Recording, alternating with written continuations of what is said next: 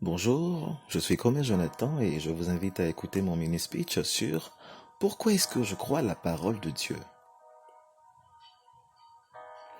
À l'école, j'ai appris que l'homme est un animal social, c'est-à-dire qu'il n'y a que dans la société qu'il puisse accomplir son plein potentiel. Cela veut dire aussi que tout ce que nous sommes, à savoir bien habillés, bien logés, bien éduqués, enfin, toutes ces choses dont nous sommes fiers, n'auraient pas de sens pour nous si on nous avait abandonnés tout seuls dans la forêt. Et sur ce point, Tarzan sait de quoi je parle. Je veux dire en gros que c'est la société qui nous fait. Et tout ce que elle n'est pas prête à accepter, elle l'élimine. Par exemple, Jésus. Le monde n'était pas prêt à l'accueillir et pour cela, la société judéo-romaine s'est débarrassée de lui. Cependant, à part Jésus, ils sont nombreux, ceux-là qui trouvent bien leur place dans ce monde. Je veux dire qu'ils sont nombreux, ceux-là qui se sentent bien dans ce monde dans lequel nous vivons. Un monde qui n'est civilisé que dans les spots publicitaires. Ce monde, Jésus le dénonçait déjà lors de ses prises de parole. Il disait que les gens étaient préoccupés par le fait de paraître plutôt que d'être vraiment.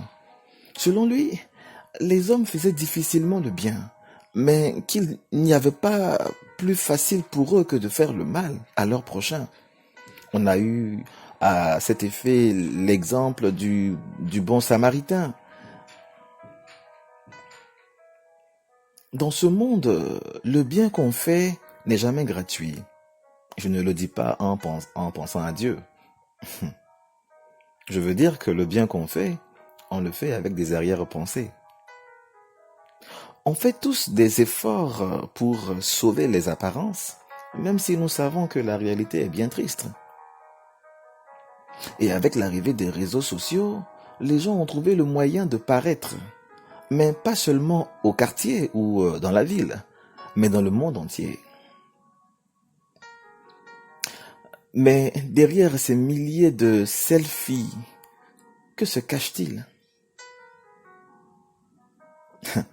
En fait, derrière ces milliers d'images et de posters, se cache une jungle impitoyable, où les loups ne se contentent plus de dévorer seulement les agneaux, mais ils se dévorent aussi entre eux. Tant que vous gagnez, vous fanfaronnez et vous vous moquez des autres. Mais lorsque vient la défaite, de laquelle vous ne vous relèverez pas, vous commencez à comprendre à quel point ce monde peut être injuste. Oui, la vie est un combat, et un combat où tous les coups sont permis.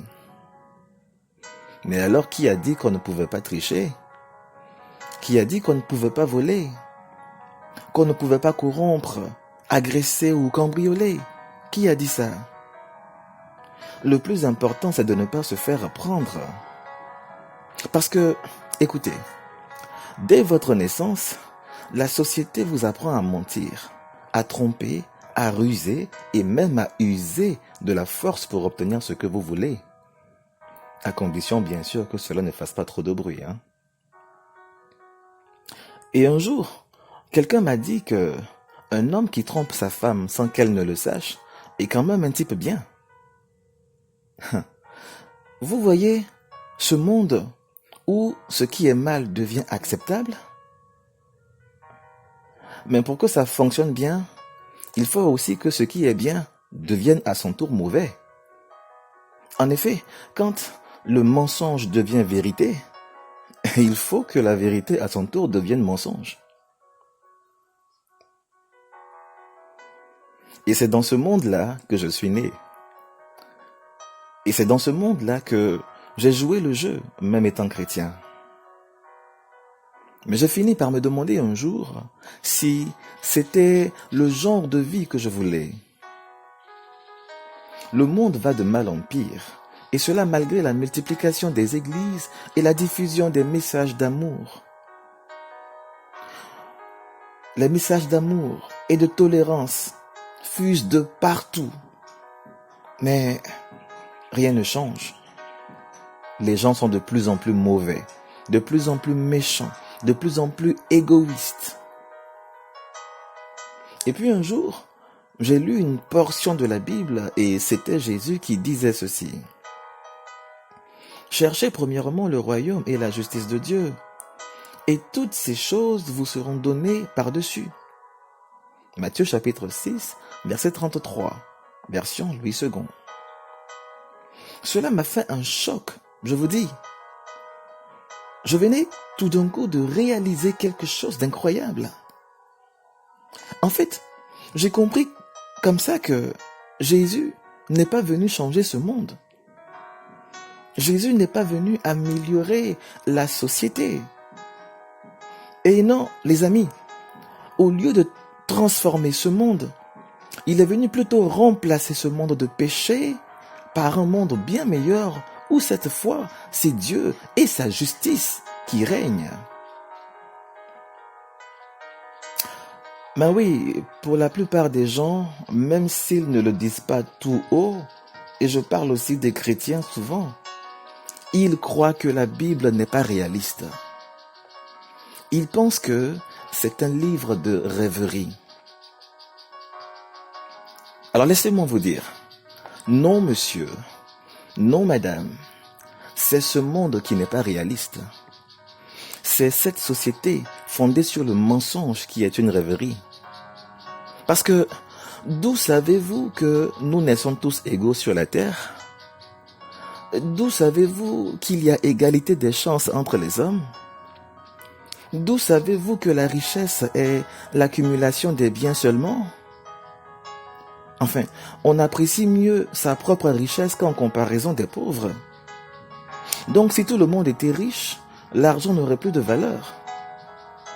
Oui, ce monde a fait du bonheur un fonds de commerce en créant les conditions de la détresse et de la misère.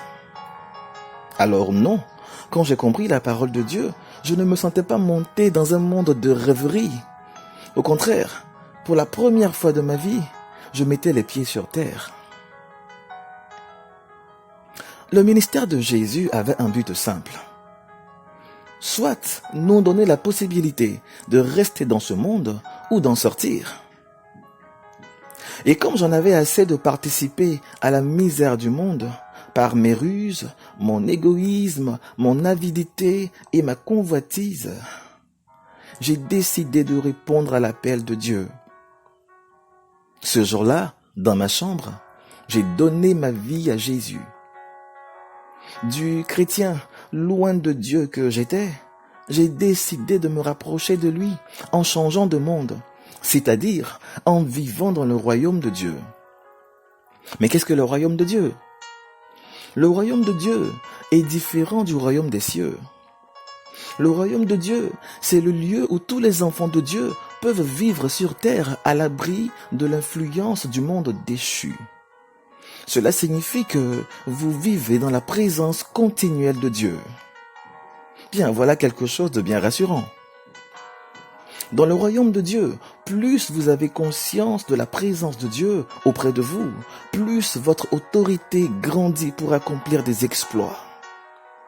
Si vous le voulez, vous pouvez y accéder maintenant même. La seule condition, c'est de reconnaître l'autorité de la parole de Dieu dans votre vie et d'en faire votre seul repère. Parce que vous savez, beaucoup de chrétiens ne vivent pas dans le royaume de Dieu. En fait, ils ont plusieurs repères sur lesquels ils peuvent s'appuyer de temps en temps. Comme ça, ils peuvent jouer sur plusieurs tableaux, quoi. Pour eux, la parole de Dieu est une option comme toute autre, hein. Quand cela les arrange, ils brandissent la Bible, mais ils ne sont pas capables de marcher continuellement à la lumière de l'Évangile. Et pour ma part, je prie de tout mon cœur que de plus en plus de personnes fassent de la parole de Dieu leur seule référence, afin que le monde déchu dans lequel ils vivent voit à quel point il est avantageux de laisser Dieu façonner sa vie.